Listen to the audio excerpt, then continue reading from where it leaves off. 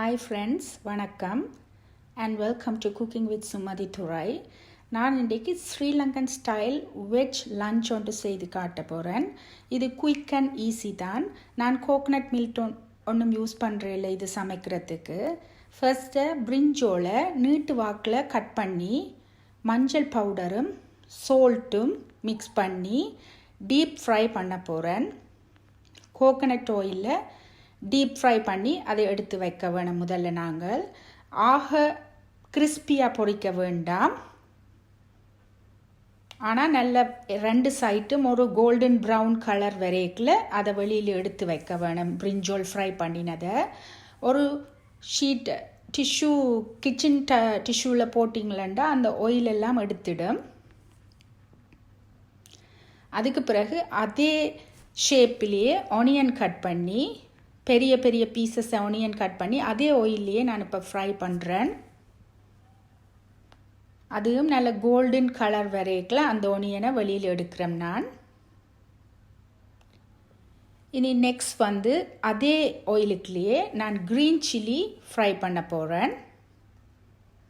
இந்த ஆனியனையும் அந்த பிரிஞ்சோல் ஃப்ரை பண்ணி எடுத்த டிஷ்ஷுக்குள்ளேயே நீங்கள் இந்த ஆனியனையும் போடலாம். க்ரீன் சில்லி நடுவில் கட் பண்ணிவிட்டு ஃப்ரை பண்ணுங்க, பிகாஸ் ஏனென்றால் அது வடித்து பறக்கும்.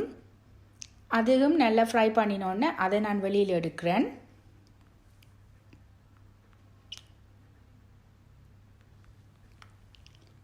இனி அதே டிஷ்ஷுக்குள்ளேயே இதை போட்டுட்டு நீங்கள் மிக்ஸ் பண்ணுங்க.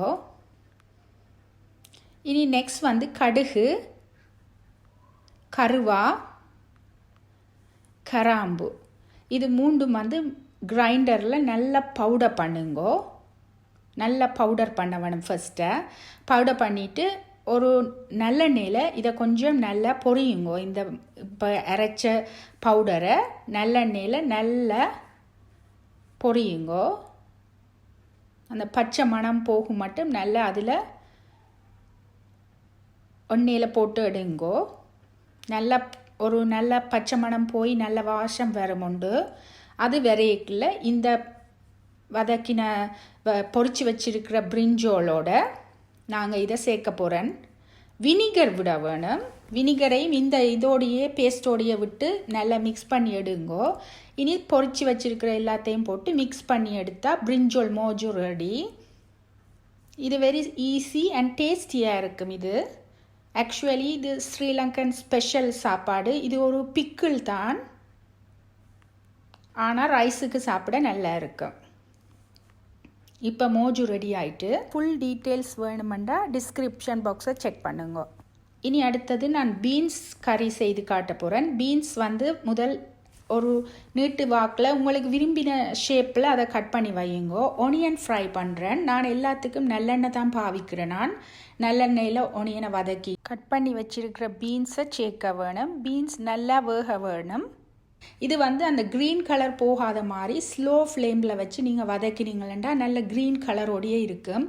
சால்ட் சேருங்கோ.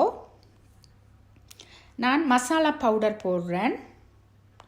கோகனட் மில்க் நான் பாவிக்கிறேன். நான் இப்போ தண்ணி தெளித்து அதை நல்லா வதக்க விடுறேன். அந்த க்ரீன் கலர் போகாத மாதிரியே ஸ்லோ ஃப்ளேமில் வச்சு தண்ணியும் தெளித்து நல்லா வதக்க விடுறேன். நல்லா அவிஞ்சிடும். இது அவிய விடக்கூடாது. க்ரீன் கலரோடையே எடுங்கோ.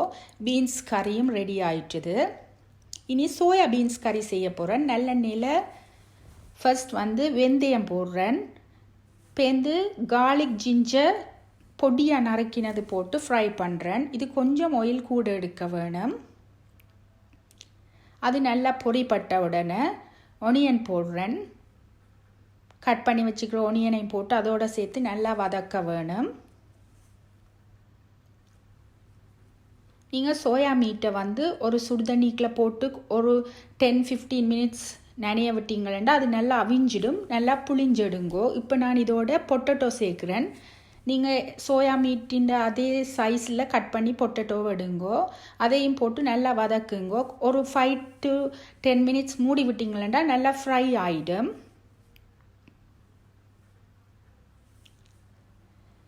நல்லா வதக்கிட்டு இப்போ தண்ணி விட்டு பொரிச்சா பிறகு நீங்கள் கொஞ்சம் மூடி விட்டுட்டு தண்ணி விட்டு அதை திருப்பி மூடி விடுங்கோ. பொட்டேட்டோ கொஞ்சம் நல்லா அவிய டைம் எடுக்கும். இப்போ இது நல்லா அவிஞ்சிட்டுது. இனி நீங்கள் இதுக்குள்ள சால்ட் போடுங்கோ, சில்லி பவுடர் போடுங்கோ, மசாலா பவுடர் போடுங்கோ, புளி கரைசல் விடுங்கோ. நல்லா மிக்ஸ் பண்ணி இன்னொருக்கா நல்லா கொதி போய் அந்த பச்சை மணம் போக மட்டும் விட்டுட்டு இனி இந்த புளிஞ்சு எடுத்து வச்சிருக்கிற சோயா மீட்டை இதுக்குள்ளே ஆட் பண்ணி மிக்ஸ் பண்ணுங்கோ.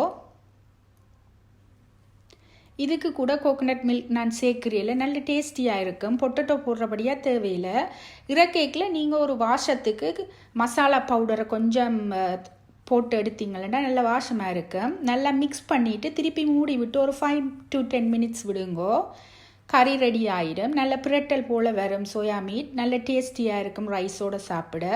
பருப்பு நான் இன்றைக்கு வச்சேன்னா உங்களுக்கு எல்லாருக்கும் பருப்பு வைக்க தெரியும் தானே, ஆனபடியாக நான் செய்யலை அதை.